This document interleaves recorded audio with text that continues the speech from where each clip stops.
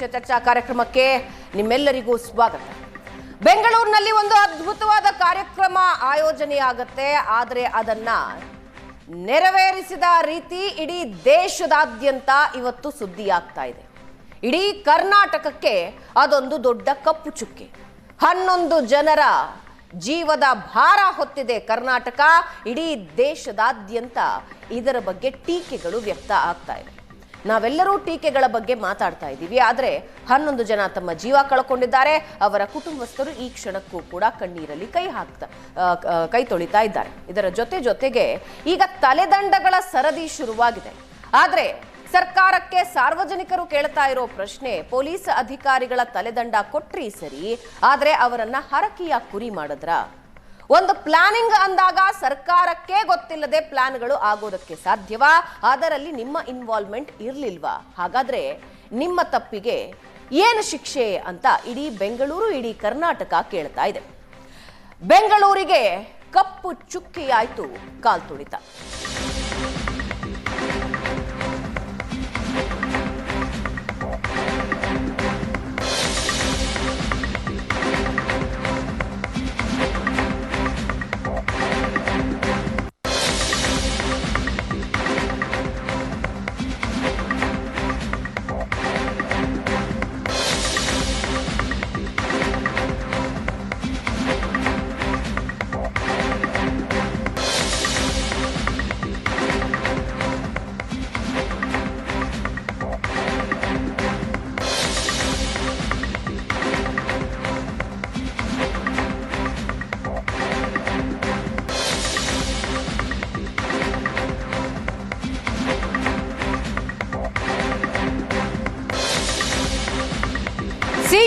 ಸಿಎಂಗೆ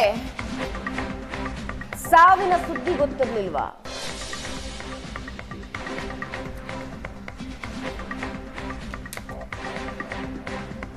ಆರ್ಸಿಬಿ ಅಭಿಮಾನಿಗಳು ಖುಷಿಯಲ್ಲಿ ತೇಲ್ತಾ ಇದ್ರು. ಆ ಸಂದರ್ಭದಲ್ಲಿ ಅವರಿಗೆ ಗೊತ್ತಿರಲಿಲ್ಲ, ನಿಜ, ಇದರ ಇಂಟೆನ್ಸಿಟಿ ಗೊತ್ತಿರಲಿಲ್ಲ. ಆದ್ರೆ ಕಾಲ್ ತುಳಿತ ಆಯಿತು ಅನ್ನೋದು ಸರ್ಕಾರದ ಗಮನಕ್ಕೆ ಹೋಗಿದ್ದು ವಿಧಾನಸೌಧದ ಮೇಲೆ ಕಾರ್ಯಕ್ರಮ ನಡೆಯುವಾಗ. ಅದಾದ ಮೇಲೂ ಡಿಸಿಎಂ ಹೋಗಿ ಚಿನ್ನಸ್ವಾಮಿ ಸ್ಟೇಡಿಯಂನಲ್ಲಿ ಕಪ್ಪು ಎತ್ತಿ ಹಿಡಿತಾರೆ. ಸಾವಿನ ಮನೆಯಲ್ಲಿ ಸಂಭ್ರಮ ಆಗತ್ತೆ. 2 ಕಡೆ ಕಾರ್ಯಕ್ರಮ ಮಾಡಿದ್ಯಾಕೆ ಸರ್ಕಾರ ಅಂತ ಪ್ರಶ್ನೆಗಳನ್ನ ಕೇಳಲಾಗ್ತಾ ಇದೆ. ಪ್ರಭಾವಿಗಳು ಒತ್ತಡ ಹಾಕಿಸಿದ್ರ? ಕಾಲ್ ತುಳಿತ ಕೇಸ್ನಲ್ಲಿ ಪೊಲೀಸರು ಹರಕೆಯ ಕುರಿಗಳಾದ್ರ?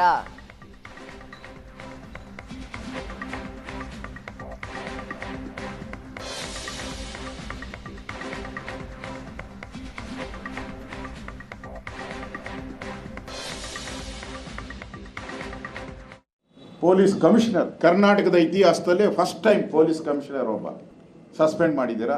ಒಬ್ಬ ಹೆಣ್ಮಗಳನ್ನ ಎತ್ಕೊಂಡು ಹೋಗ್ತಾ ಇದ್ದಾನೆ ಪೊಲೀಸರು. ಆ ತಲೆ ಕೂದಲು ನೆಲಕ್ಕೆ ತಾಕೊಂಡು ಎತ್ಕೊಂಡು ಹೋಗ್ತಾ ಇದ್ದರು. ಕಾಂಗ್ರೆಸ್ ಪಾರ್ಟಿಯ ಕಾರ್ಯಕರ್ತರಲ್ಲ, DK ಶಿವಕುಮಾರ್ ಅಲ್ಲ, ಸಿದ್ದರಾಮಯ್ಯನವರಲ್ಲ, ಎತ್ಕೊಂಡು ಹೋಗ್ತಾ ಇದ್ದಿದ್ದು ಪೊಲೀಸ್. ನೀವು ಕಾಂಗ್ರೆಸ್ ಅವ್ರು ಏನು ಮಾಡಿದ್ರಿ? ತರಾವರಿ ಫೋಟೋ ಕ್ಲಿಕ್ ಮಾಡ್ಕೊಂಡ್ರಿ.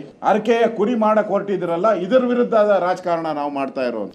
ಮಧ್ಯಾಹ್ನ 3 ಗಂಟೆ 10 ನಿಮಿಷಕ್ಕೆ ಮೊದಲನೇ ಸ್ಟ್ಯಾಂಪೆಡ್ನಲ್ಲಿ ಒಬ್ಬ ವ್ಯಕ್ತಿ ಮರಣ ಹೊಂದಿದ್ದ ವಿಷಯ ಬರುತ್ತೆ. ಸಾವು ನೋವಿನಲ್ಲಿ ಒದ್ದಾಡ್ತಾ ಇದ್ದಾರೆ ಜನ. ಇವರು ಅಲ್ಲೂ ಹೋಗ್ಬಿಟ್ಟು ಸ್ಟೇಡಿಯಂನಲ್ಲಿ ಮುತ್ತಿಕೊಂಡು ಕೂತಿದ್ದಾರೆ. ನಮ್ಮ CM ಅವರು ಅವ್ರ ಮೊಮ್ಮಗನ ಕರ್ಕೊಂಡು ಜನಾರ್ದನ ಹೋಟ್ಲಲ್ಲಿ ಬಾಸುಂದಿನೋ ಮಸಾಲೆ ದೋಸೆನೋ ಸವಿಯಾಗಿ ಹೋಗ್ತಾರೆ. ಇವತ್ತು 11 ಜನ ಬಲಿ ತಗೊಂಡ್ರಲ್ಲ, ನಿಮಗೇನಾದರೂ ಮನುಷ್ಯತ್ವ ಇದ್ದರೆ, ಮಾನವೀಯತೆ ಇದ್ದರೆ, ಕಿಂಚಿತ್ತು ನಿಮಗೆ ದುಃಖ ಆಯ್ತಾ? ಪೊಲೀಸ್ ಕಮಿಷನರ್ ಹೇಳ್ತಾರೆ, ಸರ್ ಇಲ್ಲ, ಬೆಳಗ್ಗೆ 5 ಗಂಟೆ 5:15 ಗಂಟೆವರೆಗೆ ನಾವೆಲ್ಲ ಕೆಲಸ ಮಾಡಿದ್ವಿ, ಸೆಕ್ಯೂರಿಟಿ ಪ್ರಾಬ್ಲಮ್ ಆಗುತ್ತೆ ಸರ್, ನಿದ್ದೆಗೆಟ್ಟವು ರಾತ್ರಿ ಇಲ್ಲ. ಮುಖ್ಯಮಂತ್ರಿಗಳು ಹೇಳ್ತಾರೆ, ನಾನು ಈ ರಾಜ್ಯದ ಮುಖ್ಯಮಂತ್ರಿ ಹೇಳ್ತಾ ಇದ್ದೇನೆ, ಹೇಳ್ದಷ್ಟು ಮಾಡೋಗೋ ಕೆಲಸ. ಅದು ಜೊತೆಗೊಬ್ಬರು 24 ಗಂಟೆ ಇರ್ತಾರೆ. ನೀವೆಲ್ಲ ನೋಡಿರ್ತೀರಿ, ಗೋವಿಂದ ಗೋವಿಂದ ಅಂತ ಹೇಳಿ ಒಬ್ಬರು ದಿನ ಗೋವಿಂದನ ಭಜನೆ ಮಾಡ್ಕೊಂಡು ಬರೋದು. ನಿಜವಾದ ಆರೋಪಿಗಳು ಯಾರು ಅಂತ ಹೇಳಿದ್ರೆ ಸ್ವತಃ ಮುಖ್ಯಮಂತ್ರಿಗಳು, ರಾಜ್ಯದ ಮುಖ್ಯಮಂತ್ರಿಗಳು ಸಿದ್ದರಾಮಯ್ಯನವರು. ಆರೋಪಿ ನಂಬರ್ 1, ಅಕ್ಯೂಸ್ ನಂಬರ್ 1. ಆರೋಪಿ ನಂಬರ್ 2 ಅಕ್ಯೂಸ್ ನಂಬರ್ 2 ಸ್ವತಃ DK ಶಿವಕುಮಾರ್ ರಾಜ್ಯದ ಉಪಮುಖ್ಯಮಂತ್ರಿಗಳು. ಆರೋಪಿ ನಂಬರ್ 3 ಮಾನ್ಯ ಗೃಹ ಸಚಿವರು ಪರಮೇಶ್ವರ್ ಅವರು ಕೇವಲ ಏಜೆನ್ಸಿಗಳನ್ನು KSAನ RCBನ ಮಾಡಿದ್ರೆ ಸಾಕಾಗೋದಿಲ್ಲ. ಸ್ವತಃ ಮುಖ್ಯಮಂತ್ರಿಗಳೇ ಟ್ವೀಟ್ ಮಾಡಿದರು, ರಾಜ್ಯ ಅತ್ಯಂತ ಹೆಮ್ಮೆ ಹಾಗೂ ಖುಷಿ ಪಡುವಂತಹ ಕೆಲಸವನ್ನು RCB ತಂಡ ಮಾಡಿದ್ದು, ವಿಧಾನಸೌಧದ ಭವ್ಯ ಮೆಟ್ಟಲುಗಳ ಮೇಲೆ ಅಭಿನಂದಿಸಿ ಸನ್ಮಾನಿಸಲಿದ್ದೇವೆ.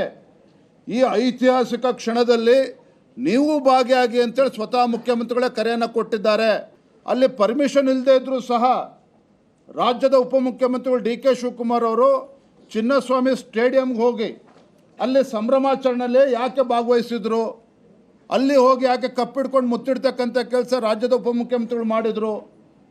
ಮುಖ್ಯಮಂತ್ರಿಗಳು ಪೊಲೀಸ್ ಅಧಿಕಾರಿಗಳನ್ನು ಹರಕೆಯ ಕುರಿಯನ್ನಾಗಿ ಮಾಡುವ ಬದಲಾಗಿ ಇವತ್ತು ತಾವೇ ಜವಾಬ್ದಾರಿಯನ್ನು ಹೊತ್ತು ನೈತಿಕ ಹೊಣೆಗಾರಿಕೆಯನ್ನು ಹೊತ್ತು ತಮ್ಮ ಸ್ಥಾನಕ್ಕೆ ರಾಜೀನಾಮೆ ನೀಡಬೇಕು ಅಂತೇಳಿ ನಾನು ಮತ್ತೊಮ್ಮೆ ಆಗ್ರಹ ಪಡಿಸ್ತಾ ಇದ್ದೇನೆ. ವಿಜೇಂದ್ರನ್ಗೆ ಹೇಳಿ ಪ್ರಧಾನಮಂತ್ರಿನ ಹೋಮ್ ಮಿನಿಸ್ಟ್ರನ್ನ A1 A2 ಫಸ್ಟ್ ಮಾಡಲಿ, ಪ್ರಯಾಗ್ರಾಜ್ನಲ್ಲಿ ನಡೆದಂಥ ಘಟನೆಗೆ A1 A2 ಮಾಡಲಿ. ಹೇಳಿಲ್ವಾ ಕುಮಾರಸ್ವಾಮಿ ನೈತಿಕ ಹೊಣೆ ಹೊರಬೇಕು, ಯಾವ್ಯಾವ ಸಂದರ್ಭದಲ್ಲಿ ಅವರು ನೈತಿಕ ಹೊಣೆ ಹೊತ್ತಿದ್ದಾರೆ ಅನ್ನೋದನ್ನು ತಿಳಿಸ್ಬೇಕು. ನೋಡ್ರಿ, DK ಶಿವಕುಮಾರ್ ಅವ್ರನ್ನ ಟಾರ್ಗೆಟ್ ಮಾಡೋದು ಬಿಟ್ಟರೆ ಇವ್ರಿಗೇನು ಬೇರೆ ಗೊತ್ತೇ ಇಲ್ಲ ರೀ. ಏನೇ ಯಾರದೇ ಮನೇಲಿ ಏನೇ ಆಯಿತು ಅಂತ ಅಂದ್ರೂ ಶಿವಕುಮಾರೇ ಕಾರಣ. ಏನು ಮಾಡೋಕ್ಕಾಗತ್ತೆ ಅದಕ್ಕೆ? ಇವತ್ತು ಬಹುಶಃ ರಾಜ್ಯದ ರಾಜಕಾರಣದಲ್ಲಿ ಎಲ್ರಿಗೂ ಕೂಡ DK ಶಿವಕುಮಾರ್ ಕಾಣ್ತಾ ಇದ್ದಾರೆ ಹೊರತು ಬೇರೆಯವ್ರು ಯಾರು ಕಾಣಿಸ್ತಾ ಇಲ್ಲ. ಸಿದ್ದರಾಮಯ್ಯನವರು ಮತ್ತೆ DK ಶಿವಕುಮಾರ್ ಅವರು ಹೊಣೆಯನ್ನು ಹೊತ್ತು ಅವ್ರು ರಿಸೈನ್ ಮಾಡಬೇಕು, ಪೊಲೀಸ್ ಅಧಿಕಾರಿಗಳನ್ನ ಬಲಿಪಶು ಮಾಡಿದ್ದಾರೆ ಅಂತ ಕುಮಾರಸ್ವಾಮಿ ಅವರು ಬಿಜೆಪಿ ಅವರು ಬಿಜೆಪಿಯವರು ರಾಜಕೀಯಕ್ಕೋಸ್ಕರ ಮಾತಾಡ್ತಾ ಇದ್ದಾರೆ. ನಾನು ರಾಜಕೀಯ ಮಾಡಕ್ ಹೋಗಲ್ಲ. ಈ ಇದರಲ್ಲಿ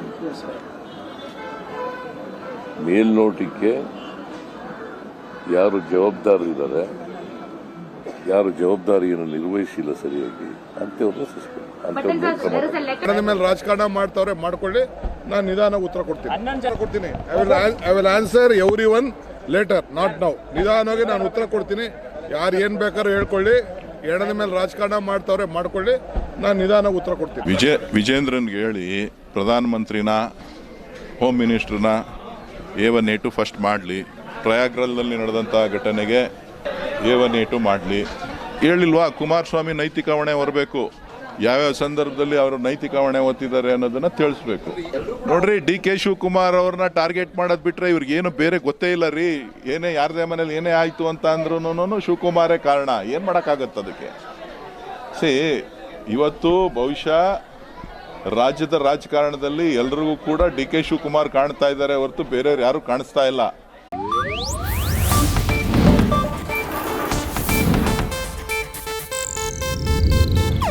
ಇದು ಏಷ್ಯಾನೆಟ್ ನ್ಯೂಸ್ ನೆಟ್ವರ್ಕ್ ಪ್ರಸ್ತುತಿ.